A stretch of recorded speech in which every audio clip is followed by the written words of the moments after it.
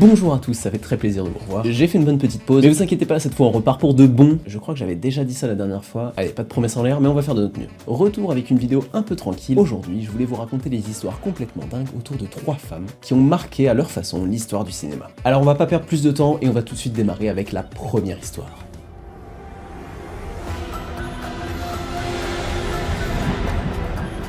Tout commence dans les années 1920, quand Margaret Hamilton, une jeune femme pleine d'ambition, décide de se lancer dans une carrière d'actrice à Hollywood. Elle rêve de briller sous les feux des projecteurs, mais la route vers le succès est semée d'embûches.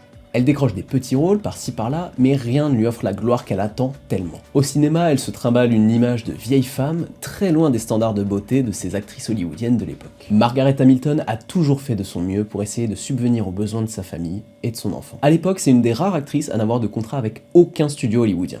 Pour les plus fidèles, on en a parlé dans la dernière vidéo, il faut savoir qu'à Hollywood, à cette époque, la plupart des acteurs étaient sous contrat avec des studios, ce qui leur permettait d'avoir une source de revenus stable, mais aussi beaucoup moins de liberté dans leur carrière. Carrière assez moyenne donc, jusqu'au jour où elle va recevoir un appel qui va tout changer. On lui propose de jouer un rôle dans un film fantastique intitulé Le Magicien d'Oz, adapté du roman du même nom. C'est sa grande chance et elle l'a saisi avec enthousiasme. Le Magicien d'Oz quand même, à l'époque, je sais pas si vous vous rendez compte, mais c'est un best-seller, c'est le Harry Potter de l'époque.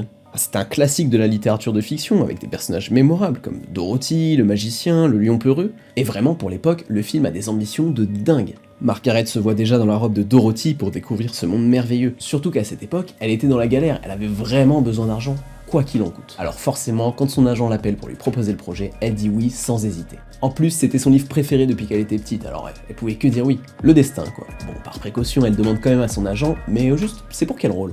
Bah, la sorcière, Margaret. La sorcière ? Bah oui, quoi d'autre ? Ah le bâtard. Et pourtant, c'est en incarnant la sorcière du Magicien d'Oz que Margaret Hamilton a le plus marqué l'histoire du cinéma. À l'origine, le rôle avait été confié à Gail Sondergaard, mais elle a finalement refusé de tourner parce que le scénario avait été réécrit. La scène musicale, qui aurait dû être filmée, avait été abandonnée, et surtout, le personnage à l'origine bien plus glamour, était devenu celui d'une sorcière laide, ce qui était parfait pour Margaret d'après son agent. Alors elle se plonge corps et âme dans ce personnage emblématique. Mais la vie d'Hollywood n'est pas toujours un conte de fées. Alors que Margaret embrasse enfin son destin, un drame terrible survient pendant le tournage du film. Pendant le tournage d'une des scènes, le retard dans l'ouverture d'une trappe cachée dans le décor, pour la réalisation d'une scène avec des effets pyrotechniques, a entraîné Margaret Hamilton au milieu des flammes, mettant ainsi le feu à son maquillage qui couvrait son visage et ses mains. Et dans ce maquillage, il y avait plein d'agents chimiques hyper inflammables. L'actrice a subi une brûlure au second degré sur le visage et au troisième degré à la main. La production est interrompue et Margaret doit se battre pour sa guérison. Et malgré cette épreuve et la douleur, elle fait preuve d'une résilience incroyable. Une fois soignée, elle refuse de porter plainte contre le studio, de peur que plus personne ne l'engage après ça. Et au final, certaines scènes du film, jugées trop effrayantes, ont été coupées au montage. Plus tard, Hamilton plaisantera sur ce rôle de sorcière dans une interview. Elle craignait que son rôle dans le film ne donne aux enfants une mauvaise image de qui elle était réellement. D'ailleurs, souvent, les enfants venaient lui demander pourquoi elle avait été aussi méchante avec Dorothy. Alors que dans la vie réelle, elle se souciait beaucoup des enfants, elle faisait des fréquents dons à des associations et des organisations caritatives, elle a voulu apparaître dans un épisode de Mr. Rogers' Neighborhood, un programme éducatif en 1975 pour expliquer aux enfants qu'elle avait simplement joué un rôle et leur montrer comment le fait d'enfiler un costume l'a transformée en sorcière. Elle incarne la sorcière d'une manière si mémorable que son rôle devient immédiatement culte. Les spectateurs sont terrifiés par sa performance, mais ils l'adorent aussi. C'est un triomphe et Margaret est enfin une star. Margaret Hamilton est une véritable icône de son époque au cinéma, une femme au parcours incroyable qui a su surmonter les obstacles pour réaliser son rêve. Dorothy Gibson, née le 17 mai 1889, était une actrice américaine au tout début de l'industrie cinématographique. Elle était connue parce qu'elle avait joué dans plusieurs films muets à succès à l'époque. C'était l'égérie d'un studio de cinéma et elle connaissait un succès de plus en plus important. Mais ce qui a rendu sa vie encore plus incroyable, c'est l'histoire que je vais vous raconter maintenant. En 1912, en pleine explosion de carrière, Dorothy est en burn-out et demande à son producteur Jules Brulatour, avec lequel elle entretient une liaison malgré leurs 20 années d'écart, de partir en vacances. Jules lui finance alors son voyage à Paris, mais au bout de quelques mois, il lui envoie un télégramme pour lui demander de revenir tourner au plus vite aux États-Unis. Alors le 10 avril 1912, Dorothy embarque sur un énorme paquebot pour retourner en Amérique. Et le 14 avril 1912, son navire, le Titanic, heurte un iceberg et sombre dans l'océan Atlantique Nord. Cette nuit-là, Dorothy avait passé la soirée à jouer au bridge avec un couple de banquiers. Un steward est venu leur demander de terminer leur partie, mais ils ont demandé à continuer. Et vers 23h40, Dorothy retourne dans sa cabine qu'elle partageait avec sa mère. Et c'est à ce moment-là qu'elle entend un craquement bizarre dans le couloir. Elle décide alors d'enfiler sa tenue d'inspecteur et d'aller enquêter. C'est là qu'elle a vu que le pont du bateau était de travers. Elle a donc foncé vers sa cabine pour rejoindre sa mère et ses amis de bridge. Ensemble, ils se sont échappés du navire dans le premier canot de sauvetage. Et si vous vous dites que ça y est, ils sont enfin sains et saufs, attendez la suite. Une fois dans l'océan, à bord de leur canot, ils se rendent compte que ce dernier est troué. Une grande quantité d'eau s'infiltrait par là, il leur restait donc quelques minutes avant de sombrer dans des eaux glaciales à tout jamais. Et finalement, un des membres du canot de sauvetage a une idée brillante, utiliser les sous-vêtements des gens présents pour boucher le trou. Et ça a marché. Après le naufrage, Dorothy a rejoint New York avec les autres rescapés. Sensibilisée par la tragédie, elle a décidé de raconter son expérience en tant que passagère du Titanic. Elle a collaboré avec Étienne Arnaud pour créer le film intitulé Saved from the Titanic. Et oui, bien avant le Titanic de James Cameron, l'histoire tragique de ce navire avait déjà été racontée au cinéma. Et 5 jours après le drame terrible qu'elle a vécu, dont elle dira qu'elle entend encore les cris terribles des gens qui ont été jetés à la mer, Dorothy se retrouve sur un plateau de tournage pour raconter son histoire. Sorti à peine 1 mois après le naufrage, le film est devenu le premier basé sur la tragédie du Titanic. Dorothy a joué son propre rôle, portant la même tenue qu'elle avait le jour du naufrage. Un peu glauque. Le film en question a été très bien accueilli par le public et a donné à Dorothy une reconnaissance supplémentaire en tant qu'actrice. Malheureusement, le film a disparu dans un incendie quelques années plus tard. Vous voyez, je vous disais dans mon documentaire à quel point c'était important de numériser ses souvenirs. S'ils avaient suivi mes conseils, ça serait jamais arrivé ça. Malgré cette reconnaissance et son succès initial, Dorothy n'a pas poursuivi sa carrière cinématographique de la même manière après cet événement. Ce qui est normal, elle était complètement traumatisée. L'année suivante, Dorothy conduit la voiture de son amant, Jules, quand tout à coup, elle renverse un homme qui mourra sur le coup. C'est suite à cet événement que la presse apprend que Dorothy était la maîtresse de Jules, et même s'il était déjà séparé de sa femme, cette dernière porta plainte et le poursuivit pour divorce. Pour préserver sa réputation, il épousa Dorothy en 1917.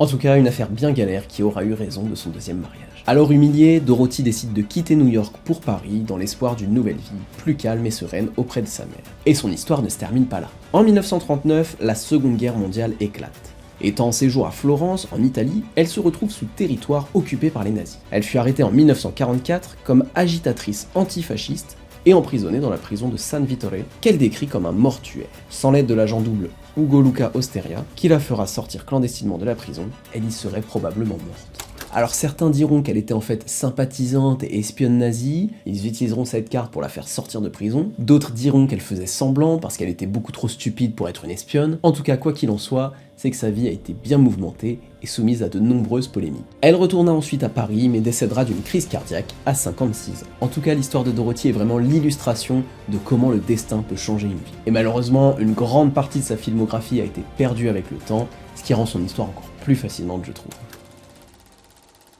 Eddie Lamar, de son vrai nom Hedwig Eva Maria Kissler, est née en Autriche en 1914. Dès son plus jeune âge, cette femme charismatique et pleine de détermination rêvait de devenir actrice. Elle fait ses débuts dans le cinéma autrichien grâce à sa beauté saisissante. Cependant, Eddie n'était pas seulement une femme magnifique, elle était aussi extrêmement intelligente. En 1933, elle tourne le dos à sa vie en Autriche, de plus en plus menacée par le régime nazi qui commençait à s'étendre sur l'Europe. Elle décida de partir pour Hollywood, où elle espérait réaliser son rêve, d'être une actrice de renommée mondiale. Elle devient une véritable icône du cinéma grâce à des films comme Extase en 1933, où elle ose une scène nue révolutionnaire pour l'époque. Et comme elle était aussi inventrice, elle était persuadée que la technologie pouvait changer le cours de la guerre. Avec l'aide du compositeur Georges Antheil, elle développa un système de communication secret connu sous le nom de saut de fréquence. Ouais, saut de fréquence, ça sonne bizarre, mais pour utiliser des termes qu'on connaît tous, c'est cette création qui sera plus tard à l'origine du Bluetooth et de la Wi-Fi. À elle seule, dans un petit laboratoire, elle a inventé quelque chose qu'on utilise tous plusieurs fois par jour. Malheureusement, cette invention géniale ne sera pas utilisée pendant la guerre. Tout simplement parce que les autorités ne comprenaient pas comment ça marchait et à quoi ça pouvait bien servir. Malheureusement, sa contribution scientifique sera pendant très longtemps ignorée par le grand public. Ce n'est qu'à la fin de sa vie que Eddie Lamar reçoit enfin la consécration qu'elle mérite. En 1997, elle reçoit le prestigieux prix Electronic Frontier Foundation pour sa contribution exceptionnelle à la technologie. Peg Entwistle. Dans les années 1930, Peg Entwistle était l'une des actrices les plus prometteuses de sa génération. Née le 5 février 1908 à Port Talbot, au Pays de Galles, elle déménagea très jeune aux États-Unis avec sa famille pour y poursuivre ses rêves hollywoodiens. Dès ses débuts, elle se démarque par son talent et son charisme. Son jeu d'acteur captivait les foules et elle obtint rapidement des rôles dans des productions théâtrales de renom à Broadway. Et même si ça lui convenait très bien, C'était à Hollywood que Peg voulait laisser une marque indélébile. Elle avait du talent et une détermination sans faille. En 1932, elle décroche son premier rôle au cinéma dans le film 13 Women des studios RKO. Le film est grave mal reçu par la critique, vraiment il se fait flinguer, du coup RKO ne reconduit pas son contrat avec l'actrice. Coup dur pour Peg, dévastée, mais elle refuse de baisser les bras. Elle multiplie les castings, les petites auditions, mais sans succès. La compétition à Hollywood était impitoyable, et malheureusement Peg n'a pas réussi à se démarquer. Elle n'a plus d'argent, plus de succès, et surtout plus d'amour-propre. Elle tombe alors dans une sévère dépression. Le 16 septembre 1932, ivre, elle dit à son oncle qu'elle va sortir faire des petites courses. Mais au lieu de ça, elle se dirige au Montely, elle escalade l'enseigne Hollywoodland, haute de 15 mètres de haut, elle dépose ses affaires au sol, puis se jette dans le vide. Ce n'est que 2 jours plus tard, le 18 septembre, que la police retrouve le corps de Peg, ainsi qu'une lettre dans laquelle était écrite « J'ai bien peur d'être lâche, je suis désolé pour tout. Si j'avais fait ça il y a longtemps, ça aurait évité beaucoup de souffrance. » Un drame qui pourtant aurait pu être évité. 2 jours plus tard, son oncle reçoit une lettre adressée à Peg, lui proposant un rôle dans une pièce de théâtre à Broadway. Pièce de théâtre dans laquelle son personnage se suiciderait à la fin. Alors depuis, il existe plein de rumeurs autour de personnes qui disent qu'ils auraient vu son fantôme se déplacer autour du panneau Hollywood, qui serait depuis hanté. Le destin cruel de Peg devint le symbole des difficultés que surmontaient les femmes à cette époque à Hollywood. Et son nom ne fut jamais oublié. Aujourd'hui, Hollywood rend hommage à Peg, et son nom est gravé dans l'histoire du cinéma à tout jamais. Elle reste un symbole du combat des femmes pour trouver leur place dans cette industrie. D'ailleurs, quand elle était sur scène, elle suscita l'admiration de nombreuses jeunes femmes, notamment une qu'elle encouragera à devenir actrice, Bette Davis.